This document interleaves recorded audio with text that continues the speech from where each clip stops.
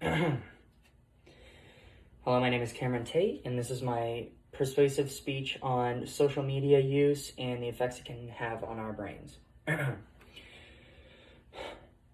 When browsing social media, we do not often think about the effects it could be having on our mental health or stability. Nearly everyone in today's society uses social media, and I use social media and researched this topic thoroughly. Prolonged and increased use of social media can negatively affect our mental health and overall health. First, I will talk about the effects on the adolescent brain, and then why these effects occur and the causes of them. And finally, I'll talk about the solution to mitigating these issues that many people have with social media. First, I'll talk about the effects of social media on the brain. And the brain does not fully mature until 25, so many of us are still considered to have an adolescent brain. And I'm going to offer quotes from my first source for this. They offer the example of a 7th grader whose best friend chooses a new best friend and posts pictures of the pair at the movies or on a weekend trip. And 20 years ago, they suggest that the girl may not have been excluded from, or may have been excluded from her best friend's activities, but wouldn't have known about it unless she was told explicitly.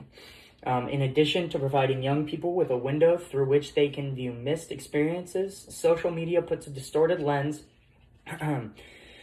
on the appearance of reality. And Facebook, Instagram, and Snapchat increase the likelihood of seeing unrealistic filtered photos at a time when teen bodies are changing. And this can create a really distorted view of reality. And this FOMO, fear of missing out, and the distortion of reality can lead to early symptoms of mental health issues among young adults.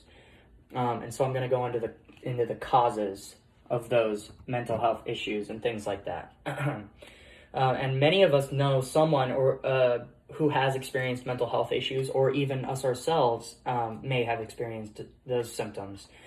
And from my second source, using social media more often increases FOMO, which is the fear of missing out, and those feelings of inadequacy, dissatisfaction, and isolation within one's life.